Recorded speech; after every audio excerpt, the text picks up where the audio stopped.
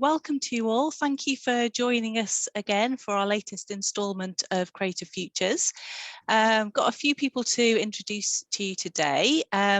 Firstly, I'm joined by Claire, and you will have seen Claire before in previous sessions. So Claire, do you want to just say hello and introduce yourself? Yeah, hi everyone. So I'm Claire. I'm Faculty Public Engagement Coordinator for the Faculty of Arts, Business and Social Sciences. I work on a lot of our public facing events, putting together lots of arts talks and programmes, and I'm currently working with Lisa on this Creative Futures series. Wonderful, thanks Claire. And we are joined by Nick as well, who's our guest speaker today. So Nick, do you want to just say hi and quickly who you are? Yeah, hi, I'm Nick Cohen, and I am an alumni of Wolverhampton. Well, at the time when I was there, it was the Polytechnic of Wolverhampton, but now it's the university, so it's more fancy. So I did go to a university after all. And yeah, I was at the university in the late 70s, so I'm really old. Brilliant, thanks Nick, that's great. And I just want to say a special thank you to Nick. Actually, he's joining us from California and it's only 6 o'clock in the morning over there, so we're really appreciative that Nick has got up early and he's giving us his time today. Okay, just to introduce Creative Futures, for those of you who don't know, this is our series of talks for this semester where we're inviting lots of different guest speakers in to talk about their creative careers, so we can get a better sense of what kinds of jobs are out there and to get a sense of what a creative career pathway might look like. And just to hear a little bit about the highs, the lows, and a bit of practical advice really as to how you can emulate some of the steps that our guest speakers have taken. So as always, we would love you to ask lots of questions. This is your chance to find out from Nick about his career, and we'll hear lots more about that. He's had a very interesting career in advertising. Now, if you'd like to ask a question, all you need to do is hover over your Zoom toolbar. You'll see the Q&A and you can type a question to us. Nick, would you like questions at the end of your presentation? Is that the best way to do it? Yeah, I think so. Yeah, definitely. Okay. So you can ask a question throughout, but we'll read out those questions at the end of the presentation. We've got the chat open as well, so that's where we'll be posting web links and information to you based on the things that we talk about today. We are recording today as well. So that's so that you can watch the recording back afterwards, and we'll be publicising that through the university's Zoom account. I would finally just like to remind you that this is a public platform, so please don't share anything that's confidential or sensitive. Okay, right, without further ado, I'd like to hand over to Nick. Nick, thank you so much. Oh, pleasure. So hi, so this is my little advertising journey. So I'll sort of start at the beginning, and it goes quick and hopefully it's fun and light and silly, and I'm excited to share. So this first picture is me. I guess I was like 6 years old or something, having a bath, and who would have thought I would end up in the ad biz? Not me at the time, but I had hair then and I don't anymore, which is sad. This was me, or this is my school photo. And there I am. I was always a very scruffy kid.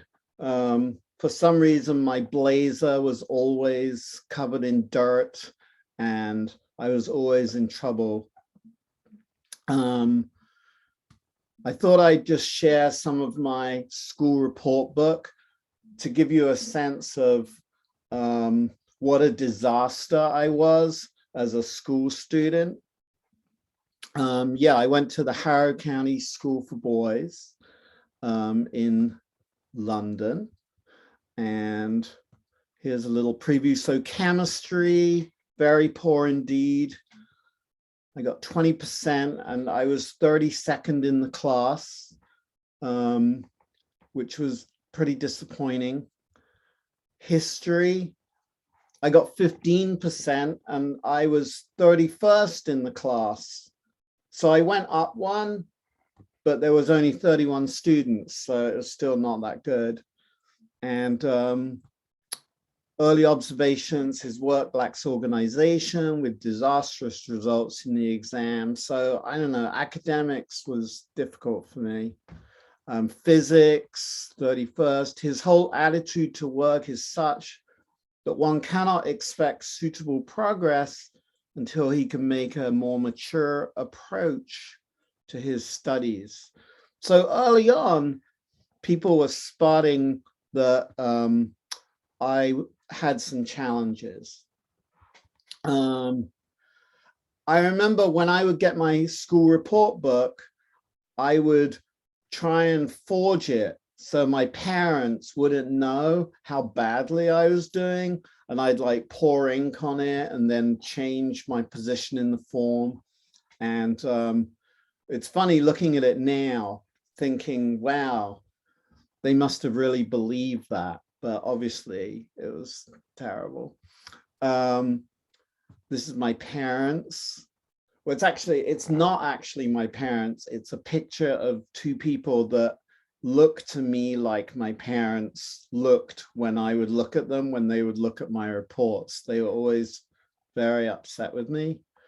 I remember one time my dad wrote on my school report a comment under the signature, which was really humiliating. He said, "I think this report clearly indicates that Nicholas is in need of considerably more discipline than previously.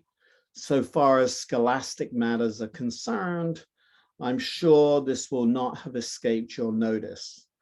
So these were difficult times for me in January 1970. It's a long time ago.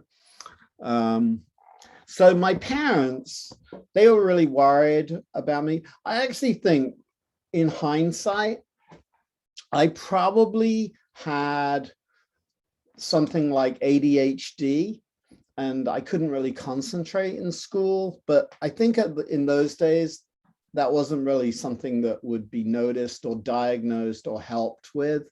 So maybe I'm more innocent than I realize. Anyway, my parents took me to this place where they would do like career evaluation because they were worried about me. And I took a battery of tests. And what came out was that I should either be in the hospitality industry or the advertising industry. And that was kind of the first indication.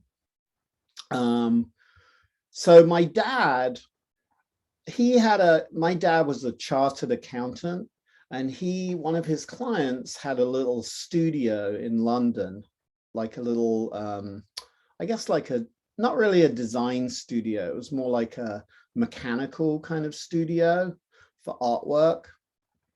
And I got a job when I was 15. I left school and I got a job making tea for all the artists. And so it was like, this was my first ever job career in the sort of the industry. And they'd make, one of the things I would do is I'd do lecture setting and stuff like that. So I don't know, I guess I was on the fringes of the industry. But part of my job was I would make tea and I would deliver packages all over London. So I would have to, basically I'd wait around, and then usually at like 5 o'clock, they'd say, "Oi, Nick, we need you to take this package over to, this ad agency across town." And I'd have to run in the rain with this package and get it delivered. But I remember I would go past, sometimes on the South Bank in London by the new National Theatre, underneath in the parking lots, there were all these kids who were skateboarders. And this was like the mid 70s, I guess like 1976, around then. and the whole skateboarding scene had just started. And I guess one of the American schools in London, all the kids would go, would do skateboarding in the parking lots. And I was like, wow, that's amazing. And it really caught my imagination. And I heard about this thing where if you went to college, you could go to America and work in the summer camps as like a camp counselor, but you had to be in college. So I was like, maybe I should try and get to college. And my goal was I wanted to one day go to New York City. So I sort of said to my parents, hey, I've decided I want to try and get into art school, because I was always pretty good at art.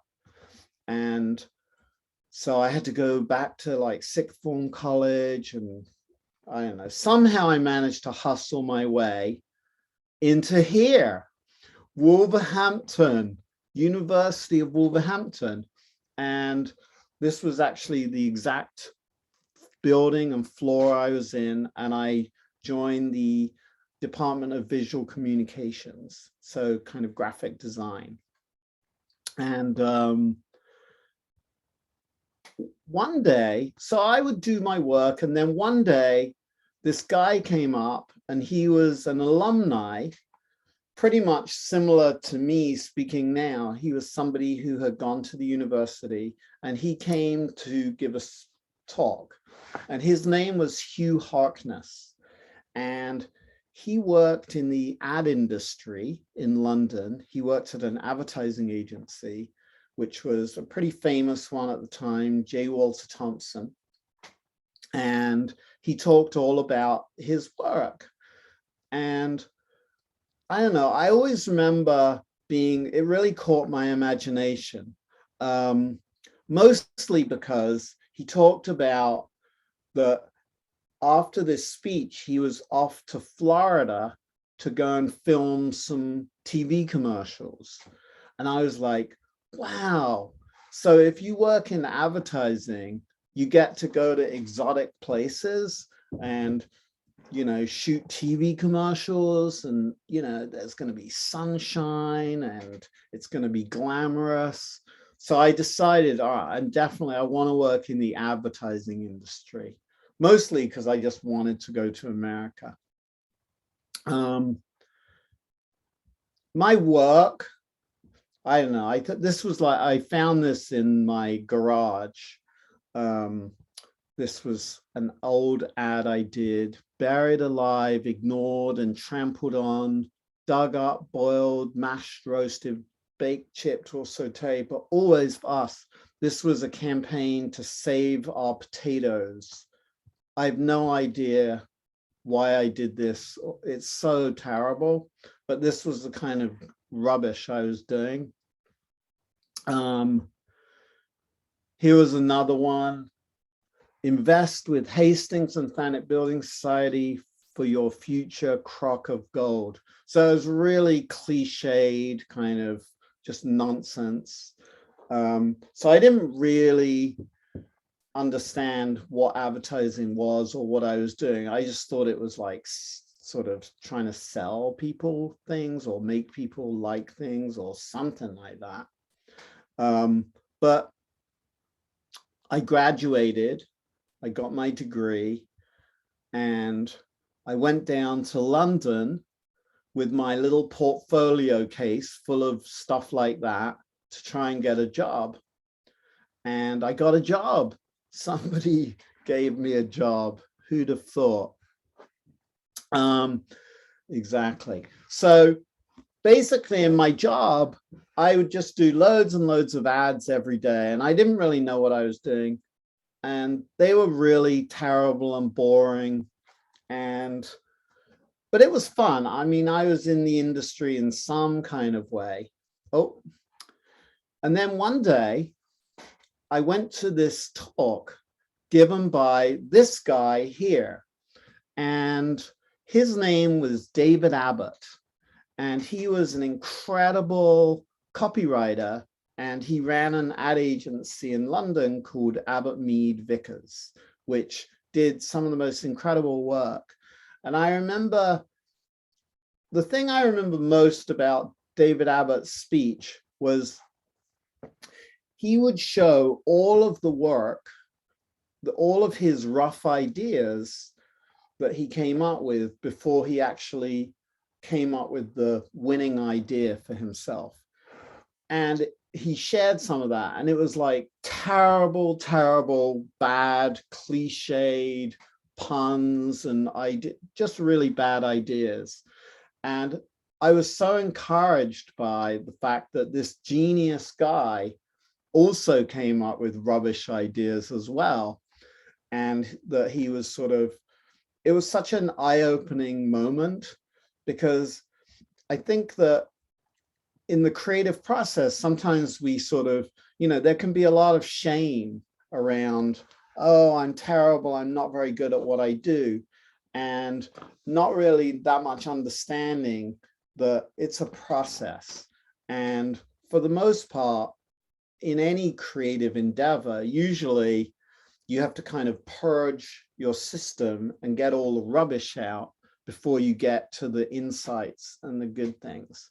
And so that was really confidence building. So David Abbott did stuff like this. I remember this ad. I never read The Economist, management trainee aged 42. And I thought, wow, that's such a brilliant ad. It's like I get to participate in it. And I guess this sort of ad it's all about this idea of rewarded comprehension. So where you read something and then you fill in the dots and you realize, oh, I get the joke here. So therefore I feel like I'm an intelligent economist kind of reader. So you kind of understand what the brand is all about, and you create a bond. And that was something that really clicked for me in terms of, oh, okay, so maybe advertising, it's more playful and it's more about engaging with people. It's like, it's making that little connection with people and getting them to smile. And I think that really switched something on for me about the work I was doing. I thought it was just about making things look pretty and being artistic, but it's not. It's actually about connecting with people. So finally, my work started to kind of get more interesting. I did a campaign that got quite a lot of notice for this tropical island called Mauritius, where we decided, what if we get people to go based on the fact that not many people go there because it's so expensive, and that's actually a really good thing. So it's almost like the sort of, let's encourage people not to go because it's too expensive. And then the few people who can afford it, they'll be able to enjoy it. So a little bit kind of sort of perverting the communication a little bit. And we had this idea of, if we put if we create a little logo with a magnifying glass over the island, then it'll communicate that this is like this tiny little island. So yeah, so we did this, and all of a sudden, so here's one, odd, isn't it? They always recommend the Caribbean and the Seychelles to their friends. This idea that people are kind of a little cheeky and a little naughty, and that it's all about sort of their own selfish need. So it was kind of playing more into the psychology of how advertising can work. And anyway, I did this work and it got quite a lot of attention. And at the same time, I had married this beautiful woman who is still my wife, incredibly, Sharon. And I have met her, and she was American. And so we ended up moving to New York City. Incredible. And I got offered a job at a big agency called Ogilvy and Mather, I guess based on the fact that I'd done this work. And so I finally got my dream to go work in New York. So that was me at Ogilvy and Mather at a place called Worldwide Plaza, and I was up in this high-rise building, and it was cool. It was really exciting. And I worked, for like a couple of years. This is like the late 80s, like 89, something like that.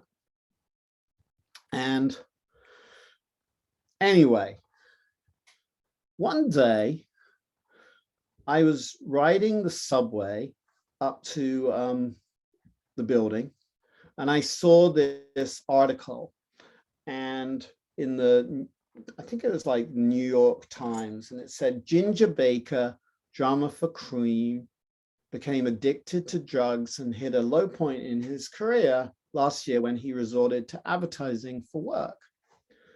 And I was like, wow.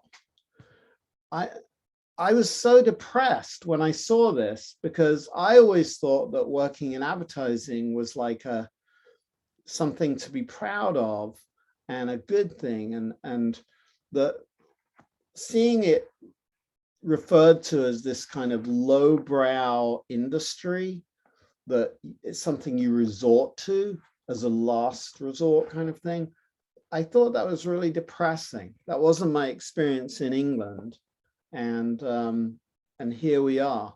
So I went to the Ogilvy and Mather library, and because I wanted to research for why is there this sort of negative impression of advertising. And I looked in some of these old annuals, and I found all these old ads that were done in America in, I guess, the 1940s, which was really the beginning of like Madison Avenue and the ad industry in America. So she was a beautiful woman before her teeth went bad. And this was an ad for Forhan's toothpaste. And I was like, wow, that's like horrible. Like, what a horrible, awful thing to say. But that's how you talk about women, and that's how you sell something. And then here was another one. Jones must be broke. And where you're shaming people into wanting to buy something. Here was another one for Listerine, often a bridesmaid, but never a bride. And, because she had bad breath and halitosis. And all these ads were in these annuals that were like the award-winning ads of that year. And I was like in shock that these are things that are celebrated, but they were just so awful in terms of making people feel shitty about themselves. And this one, I'm going to read you some of this one. It's called The Song That Stopped. And it's for ever-ready flashlights and batteries. So, a child of 5 skipped down the garden path and laughed because the sky was blue. Jane called her mother from the kitchen window. Come here and help me bake your birthday cake. Little feet sped. Don't fall, her mother warned. Jane stood in the kitchen door and wrinkled her nose in joy. Her gingham dress was luminous against the sun. What a child, Dr. and Mrs. Wentworth cherished Jane. Go down the cellar and get mother some preserves, the kind you like. The preserves are in the cellar, she chanted, making a progress twice around the kitchen. Hey ho, Dario, the preserves are in the cellar. And her voice grew fainter as she danced off. And then the thread of song snapped, and a soft thud thud. Fear flooded Mrs. Wentworth's heart. She rushed to the cellar door. Mother. A child screaming in pain, Mrs. Wentworth saw a little morsel of girlhood lying in a heap of gingham and yellow hair at the bottom of the dark stairs. The sky is still blue, but there will be no birthday party tomorrow. An ambulance clanged up to Dr. Wentworth's house today. Jane's leg is broken. So basically, this won for best copywriting of that year. And basically, you're trying to scare people into buying batteries and making sure that your torch, your flashlight doesn't run out. Otherwise, your child could die. That was the sort of methodology of Madison Avenue in those days. And I thought, oh, no wonder people have such sort of, this is what they think about advertising. So I actually started to go back further into research, and I wanted to know, like, well, what do people think about different occupations in America? So I found this Gallup poll that asked Americans to rate the honesty and standards of different occupations. So I'm going to just take you through this survey. So at the top, we have druggists and pharmacists, 66% rating, which is pretty high. And then we get, priests, clergymen, and teachers and doctors. And we kind of start going down the list. We've got police and bankers and funeral directors.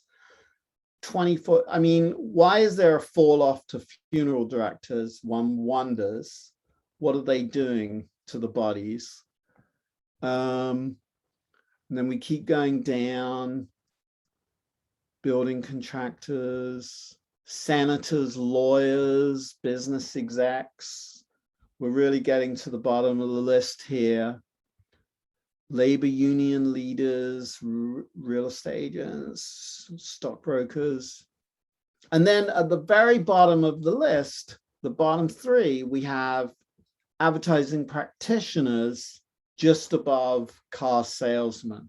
So there it is. This is what people think. People think that anyone who works in advertising is a lowlife, basically.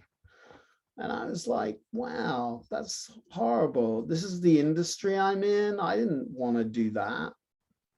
I just wanted a bit of Floridian sunshine, and this is what's happened. So I was kind of sad. So I started an ad agency. So I decided, all right, I'm going to be like, I'm going to be a vigilante, channel Robert De Niro. We're going to put an end to all these lies and all this horribleness in advertising. So I started an ad agency in New York City. This was in 1991, called Mad Dogs and Englishmen. And our mission was that we were going to be a breath of fresh air in a toxic industry, and we're going to clean up the industry. So, and the way we were going to do it is we were just going to be really honest and faultlessly so. So like the very first, I remember the first thing, we had to do some letterhead for the companies and make some business cards. And I went and got some quotes from the printer. And I wanted to get like really fancy business cards with like, gold leaf border and embossed and everything. And it cost like nearly $5,000. So we couldn't afford that because we didn't have any money. So we did cards like this. So this is a temporary business card for Mad Dogs and Englishmen, Inc. Of course, when the real ones arrive, they'll be printed with raised ink on the very finest available parchment. So we would just lie, we would just sort of be really honest about our dilemmas in everything that we would do. This was our letterhead, and I'll zoom in. The dog logo was always this dog that was slightly ashamed of itself, like the humble dog. This is the official stationery for Mad Dogs and Englishmen, where all we ask for trying to make you rich beyond your wildest dreams is a scratch behind the ears, a pat on the head, and the occasional milk bone. So very humble. This was our proposal when we'd have to kind of cost out things. This is the official proposal from Mad Dogs and Englishmen. This is usually the stage when you rethink the budget and opt for handing out photocopied flyers. So that tended to be the case. So now, if we weren't going to be honest, we would actually go beyond that. We would say, all right, let's be very, very honest. And I'll give you an example. A theater company came to us and said, hey, would you do some posters for us? And they were putting on a show, a presentation of this play by Dostoyevsky called The Possessed. And I had been to these kind of theater productions in the past, and my memory of those is that it was kind of, you could be stuck in this tiny theater and you can't get out, and the play would be sort of, usually they're a bit boring. So when they started describing their play, it just sounded really, really boring. I read some of the book and it was like just really depressing. So we thought, let's do the poster. We'll be really honest. We need to warn people away from going. So, warning, this is a very heavy play. It's real long. It will leave you feeling sad and empty. And Tiny Mythic Theater Company presents Dostoyevsky's The Possessed. So we would put these all over Lower Manhattan. We'd paste them up on walls and to publicize the show. And an incredible thing happened. Not only did they sell out the show, because people thought, I guess they were funny, but we sold like 5,000 posters at like $10 each for the theater company, and we helped build a mailing list for them. So it's like interesting, like we were just totally honest, and yet people couldn't get enough of it. Like they did another production, and when the director was describing, they were very kind of avant-garde. This was very downtown stuff. And he would describe thematically the play, and he'd be like, it's about passion and conflict and violence and death.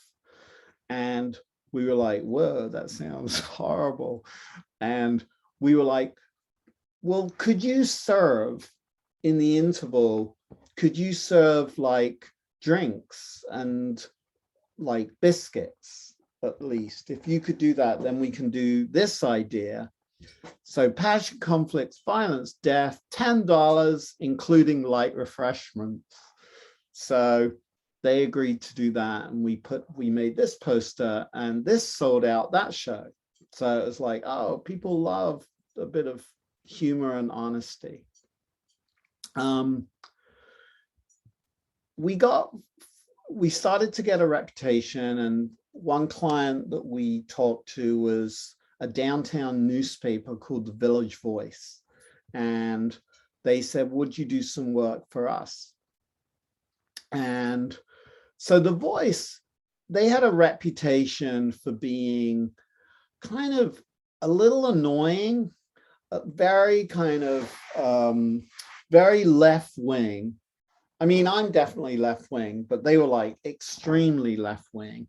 And, you know, they were always attacking sort of all, you know, they were just very old. And America is definitely divided into, you've got your left wing and your right wing. So there are people who hate things like the Village Voice. Think of all the Trump voters, they're not going to like a paper like the Village Voice. So we thought, why don't we represent all the people who wouldn't like the Village Voice when we do advertising? So this was a subscription ad for the Voice, where we would sort of promote the idea of the people who did not want to subscribe. So I'll read this. No, I don't want to subscribe to the Village Voice.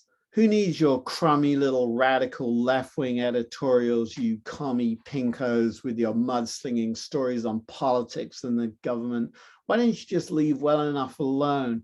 Quite frankly, I'm sick and tired of worrying about the homeless and corruption and injustice.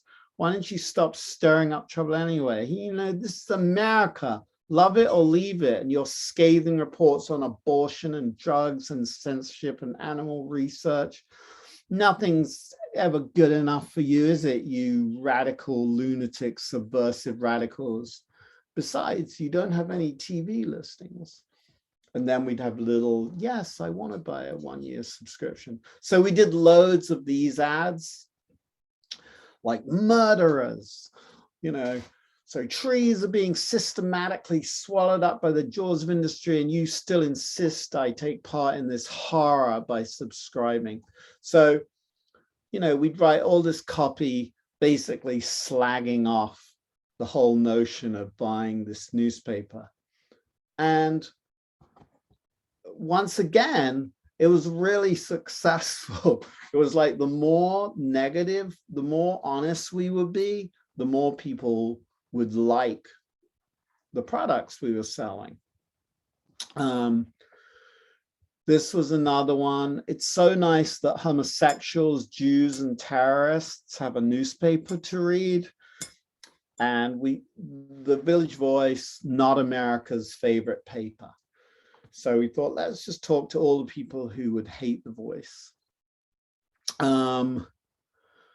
Get a 1-year subscription to the Voice for only $47.95, and you'd want to kill yourself after reading it.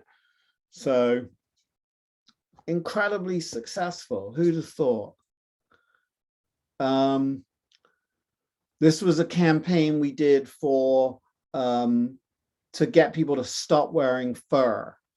So fur wearers, and we would mimic all of the street signs in New York City. So fur wearers, please refrain from eating the squirrels, Department of Parks and Rec. So we just goof on people, and the fact that people, they need to evolve a little bit. We don't need to wear fur. Fur wearers, whacking pedestrians across the head and dragging them away for mating is not permitted in this area. Fur is a thing of the past. So we would do these kind of things. Another thing we would do is we would be really empathetic. So, because I think these are all things, we're just trying to stop people seeing advertising as being this dishonest, unkind thing. And so I think empathy is really important. At the time, this was like the beginning of the internet or the popularity and the growth of the internet. And a lot of people were like, what is this thing, going online and the World Wide Web and stuff like that. So this company called DX came to us and said, would you do some ads to kind of, invite people to some of our events where we would sort of explain, online advertising technology and stuff like that, and how to use some of the tools.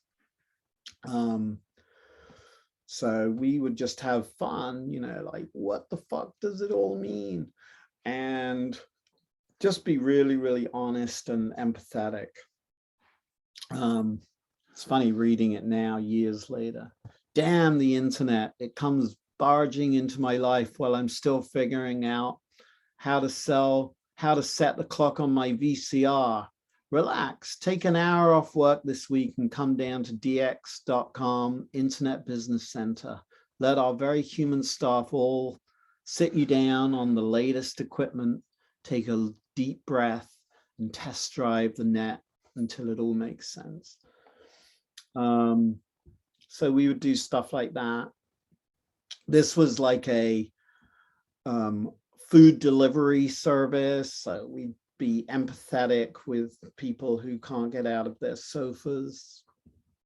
Oh, here, I'll play this. This was for a gymnasium, like a fitness club.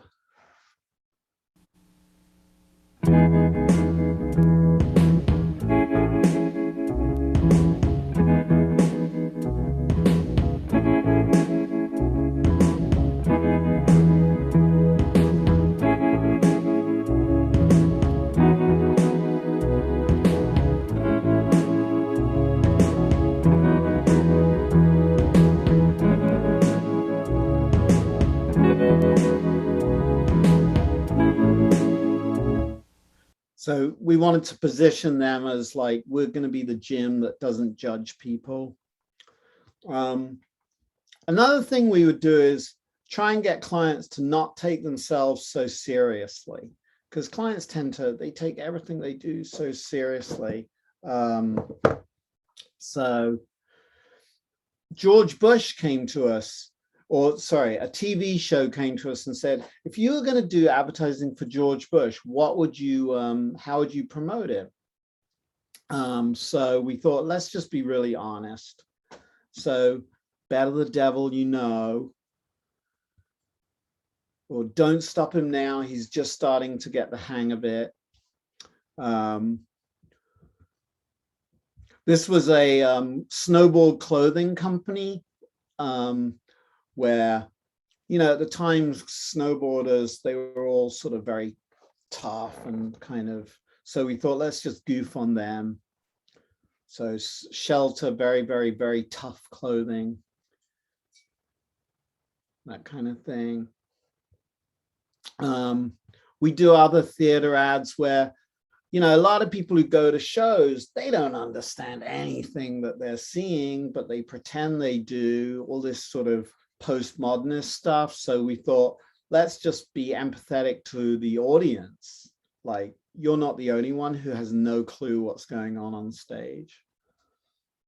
And then another modus operandi was just being sweet. This was for a non-leather shoe company. So thank you, thank you, thank you, thank you, thank you, thank you, thank you, thank you, thank you, thank you, thank you, thank you, thank you, thank you, thank you, thank you, thank you. Yes, this cow. Oh, this is for another theater for people who, you know, when you're bored at home.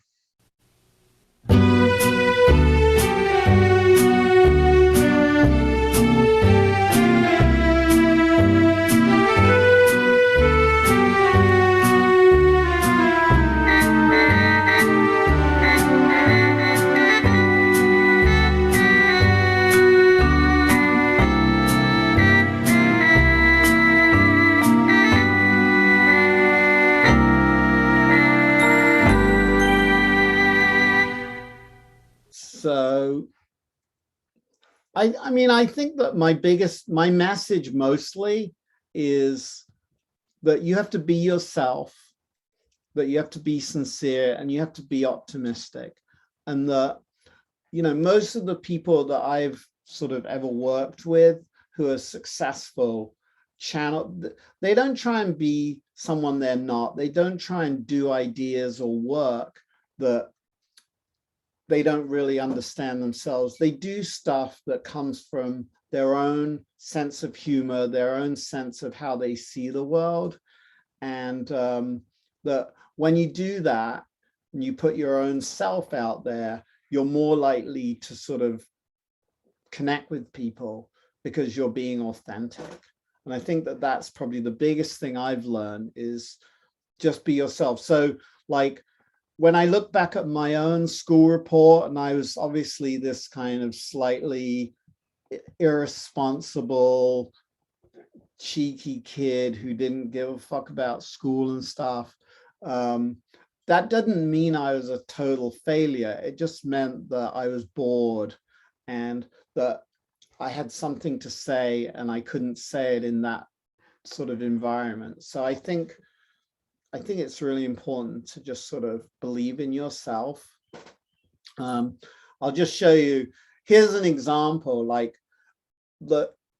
my job, what I've done mostly in advertising is been a creative director. So I've sort of taught and led people, and every person who's ever been successful has done so by channeling their own way of looking at the world.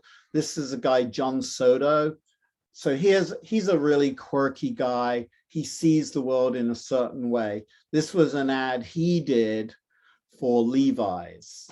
This will give you an example of being yourself.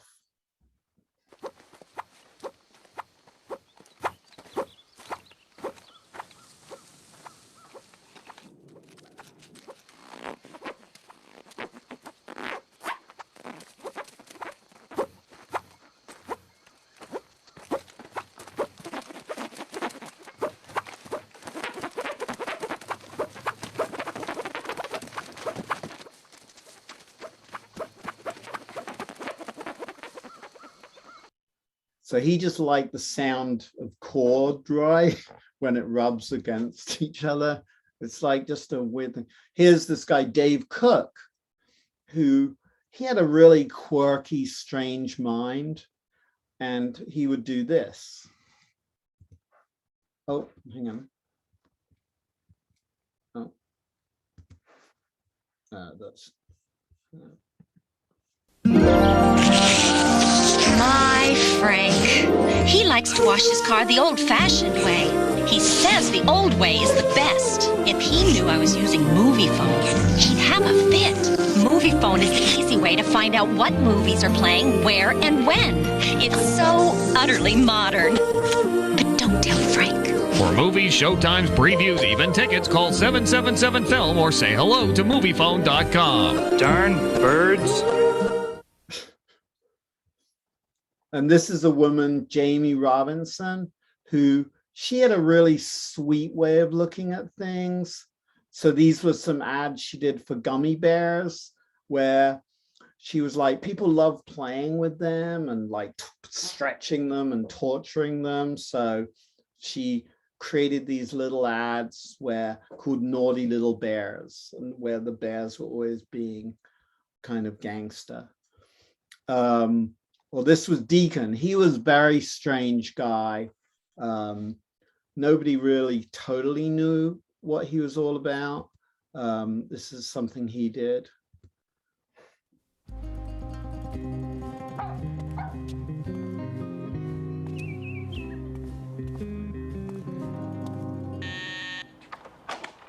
Oh, hi, Deacon. Hey, You just missed Bradley. He's out playing football. but I didn't exactly come to see Bradley. Mill Creek's age-defiant skin preservation system with Kyneton. Could you deal with looking younger? There you go. There's Deacon.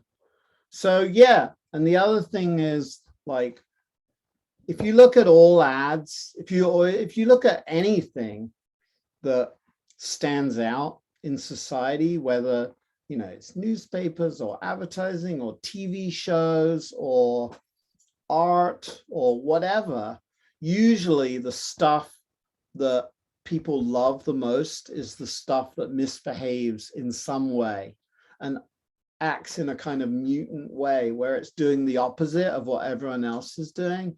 And I would definitely encourage that.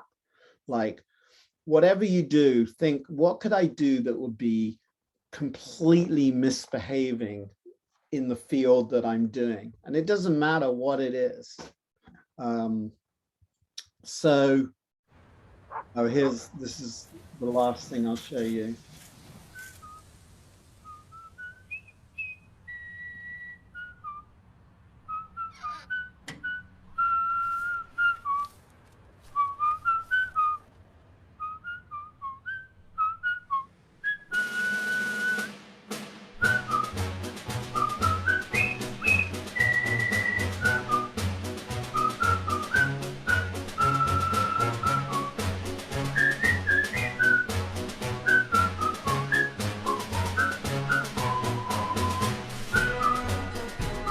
When they're happy, you're happy.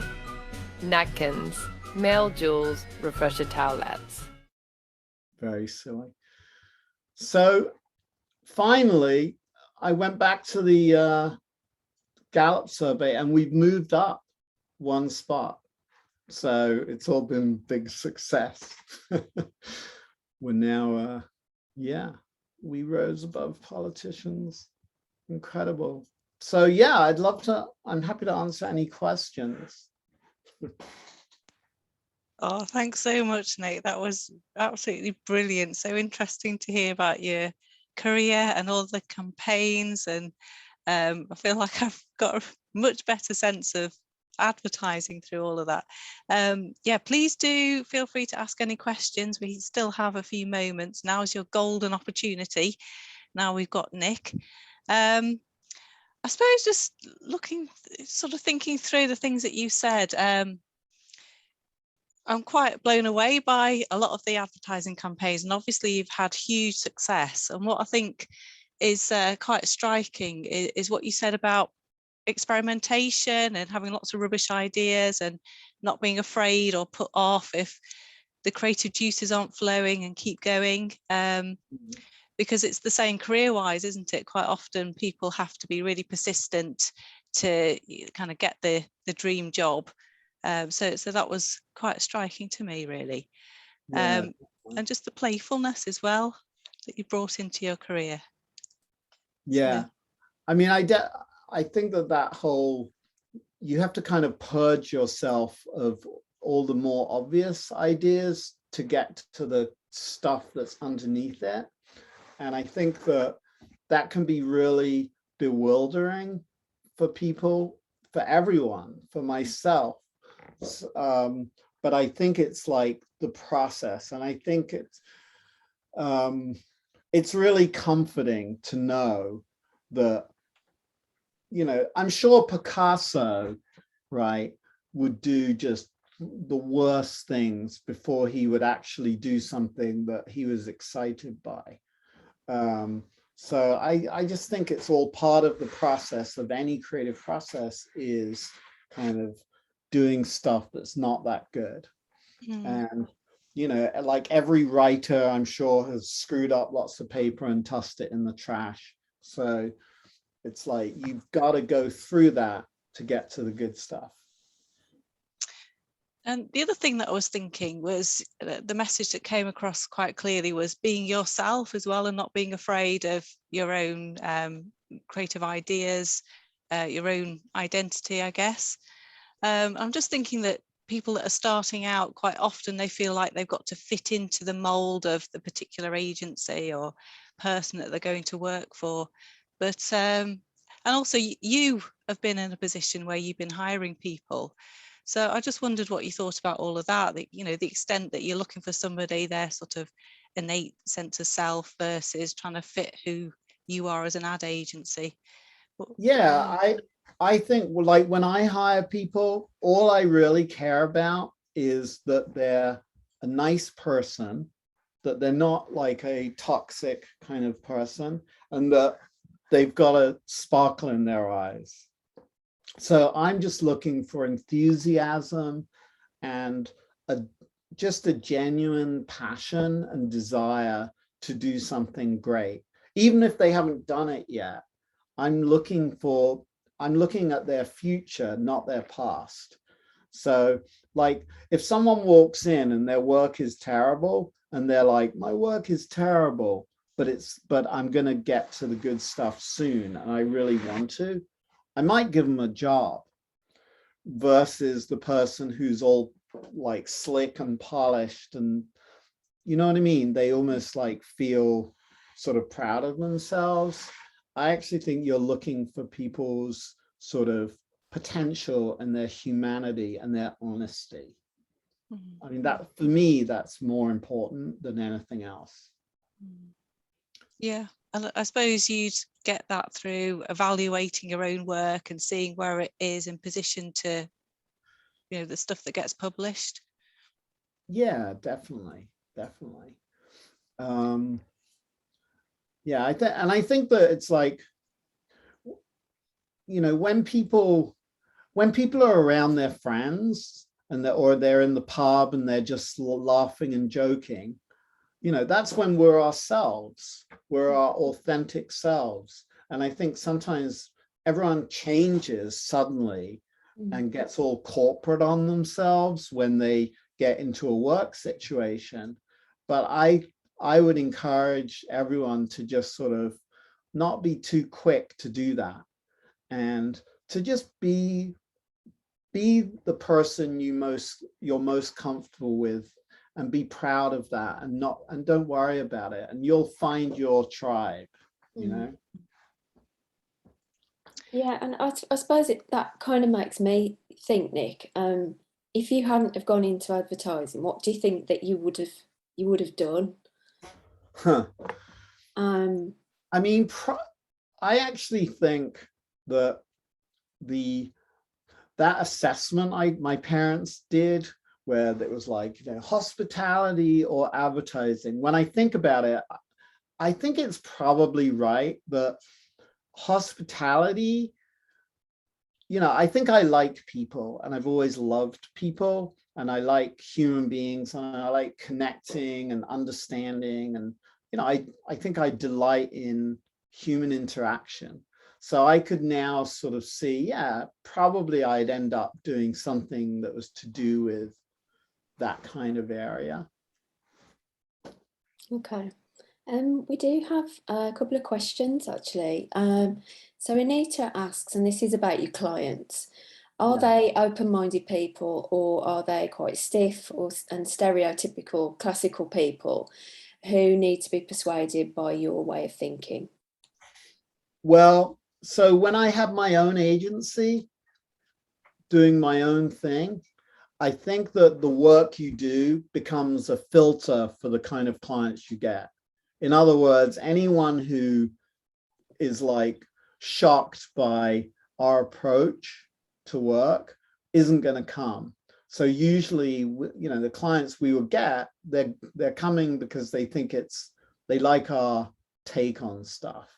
Or they're looking for like some kind of a miracle. So they're like, I don't know, these people seem confident.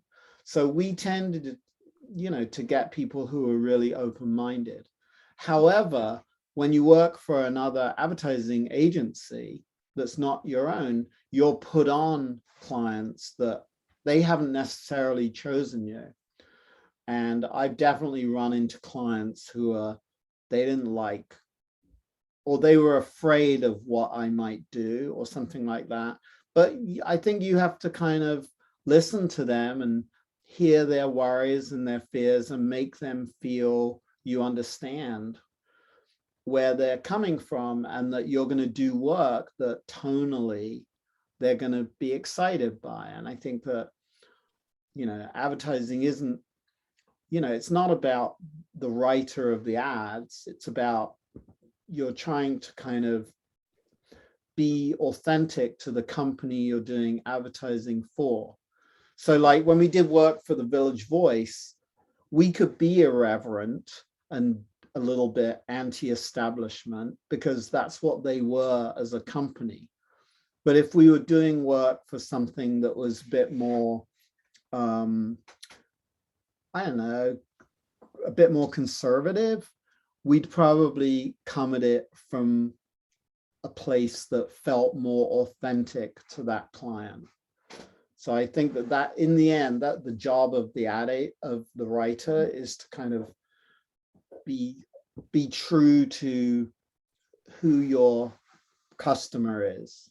You know, it's not about forcing people to do something they don't want to do. So did you get clients who came to you saying, you know, I've tried everything, I don't totally agree with you, but I need to do something different? Yeah, but I think we would always be more interested in, well, why did you want to, what do you think is special about your company, your brand? Like, why do you think the world needs it? What do you think you do that's important? And I think that we would try and help them find their voice, but in a way that is very true to who they are. I think that that's the key to everything. So it should never be like a hard sell. I don't think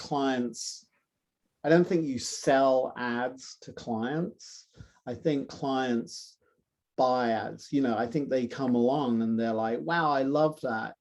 That's totally who we are. And I think that it's important to sort of, when you think about it, to really be true to, you know, who you're talking to and about, you know. But the key is that they mustn't be boring. And usually they're boring because they don't want to be themselves. They don't want to be sort of honest. Yeah, that's interesting, isn't it? It really interesting. And I'm just looking at time. Oh gosh, I think we could speak to you for ages, Nick. Sort of come to the end of the time. It's really flown listening to you. Thank you once again for sharing your time with us and your career and life story and all of your thoughts about advertising. And I'm just sort of having a flashback to the beginning of the presentation where you showed the art building as well. So just great that you've got that connection to us, and the students who are all aspiring to do the things that you've already done. So thank you once again. Oh, that's okay. Okay, we've got one more guest speaker talk coming up next week, just as a quick advert. And for this one, we've got 83 coming in who are a design consultancy specialising in branding and web design, based locally this time. So 3 people from 83 are coming in to talk about how they set up their business and what they do. So I think we'll call it a day. Thank you all for joining in and for your questions as well. Thanks Nick, really lovely to meet you. Pleasure. Take care, everyone. You too, bye. Stay safe. Bye for now.